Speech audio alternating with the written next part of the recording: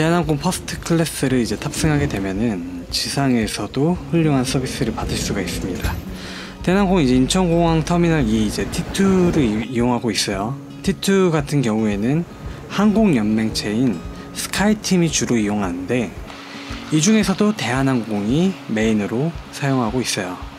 FSC 항공사 위주고 아직 이제 LCC 항공사가 없다 보니 T2가 상대적으로 한산한 편이에요.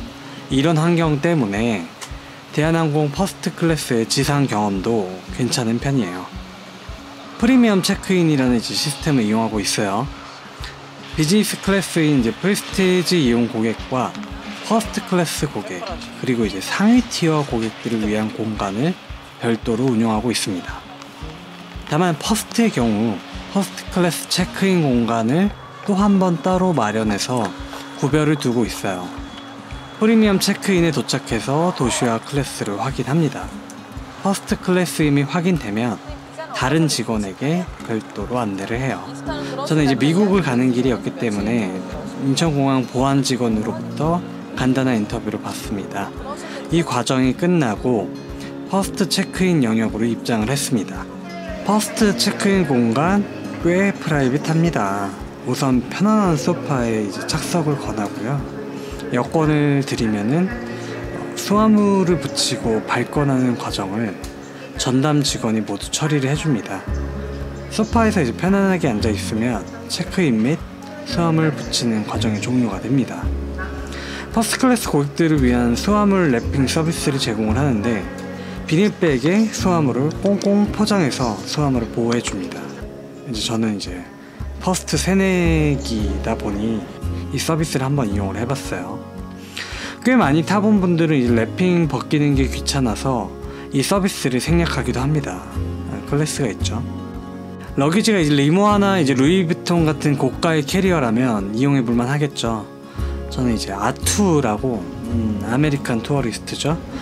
가성비 캐리어를 쓰기 때문에 이 서비스가 결정적이라고는 못 느꼈는데, 많은 이제 퍼스트 탑승객들이 100만원이 넘는 캐리어를 쓰니까 만족을 느낄 수 있는 포인트라는 생각이 들었습니다. 자리에 앉아있으면 이제 다른 직원분이 오셔서 마시고 싶은 음료가 있는지 물어봅니다. 여행 출발 전 좀 경무에 시달리고 날이 좀 다소 더웠기 때문에 속을 좀 뚫어줄 탄산수를 주문했어요. 마침 또 손흥민 선수의 영상이 나오고 있습니다. 기다림이 없는 만큼 체크인도 아주 빨리 끝납니다. 천장도 뚫려 있고 인테리어가 한국적인 느낌으로 잘 빠져서 괜찮은 공간인데, 생각보다 오래 있을 필요까지는 없습니다. 그래도 이제 공항 리무진 타고 와서 피로도가 약간 쌓일 수 있는데, 여기서 숨 돌리고 가기는 좋은 것 같아요. 우리나라는 이제 퍼스트 클래스 승객이더라도 이제 패스트 트랙을 제공하진 않습니다. 하루빨리 상용 패스트 트랙이 좀 도입이 됐으면 합니다. 도심 체크인 승객과 외교관, 승무원들에게 패스트 트랙 서비스를 한정적으로 허용하고 있는데요. 도심 체크인 시 이제 패스트 트랙 한번 이용해 볼 기회가 있었는데 굉장히 편리했습니다. 국민 정서나 이런 것들이 반영이 돼서 국내 공항에는 이제 예약 클래스에 따른 패스트 트랙 도입이 되고 있지는 않아요. 이제 이 부분은 국제공항의 이제 경쟁력 측면에서는 매우 뒤처지는 부분이거든요. 꼭 도입됐으면 해요. 다만 이제 패스트 트랙이 없더라도 T2는 상대적으로 한산해서 보안검사에 걸리는 시간이 많이 걸리지는 않아요. 아침 출발 비행기나 명절 때를 제외하고는 T2가 참 쾌적한 것 같아요.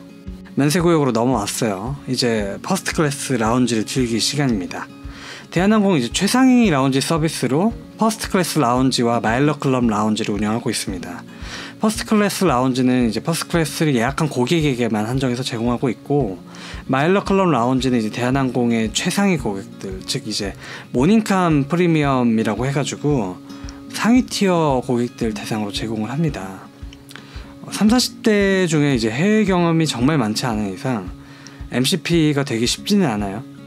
MCP가 되면 이제 사무장이 따로 와서 환영 인사를 할 정도로 대한항공 로열티 고객으로 관리가 됩니다. 퍼스트 클래스 라운지에 체크인을 하고 입장을 합니다. 상당히 프라이빗합니다. 카메라 들고 찍기가 애매한 환경이었어요. 그만큼 조용하고 관리가 잘 되는 공간인 것 같았습니다. 대부분의 1인을 위한 사적인 공간으로 이루어져 있고요. 여럿을 위한 테이블 공간도 함께 있습니다. 기본적인 서비스는 이제 라운지에서의 이제 편안한 휴식, 호텔 수준의 이제 식음료 서비스, 샤워 등으로 이루어져 있어요. 식음료가 아무래도 제일 궁금하실 텐데 아주 괜찮았어요. 특급 호텔 클럽 라운지 저녁 해피아워 이상의 퀄리티를 보여줍니다.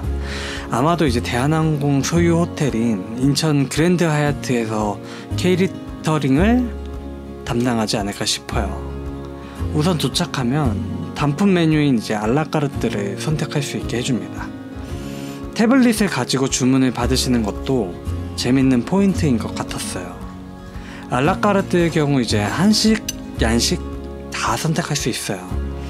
저는 이제 해산물 스파게티하고 스테이크를 주문했어요. 수량 제한 없이 넉넉하게 먹을 수 있는 것 같습니다.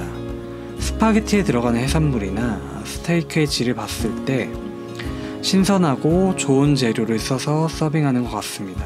실제로 경험하기 전에는 기내식 대비해서 라운지 음식에 대한 기대감이 크진 않았어요. 왜냐면 이제 대한항공 프레스티지 라운지는 식음료로 좋은 평가는 못 받거든요. 근데 이제 막상 체험해보니 퍼스트 라운지의 식음료가 상당히 만족스럽더라고요. 뷔페에 서빙되는 음식의 질이 꽤 괜찮습니다. 공항 라운지에서 이제 참치 마기에 하겐다즈 빈티지급 와인이라뇨.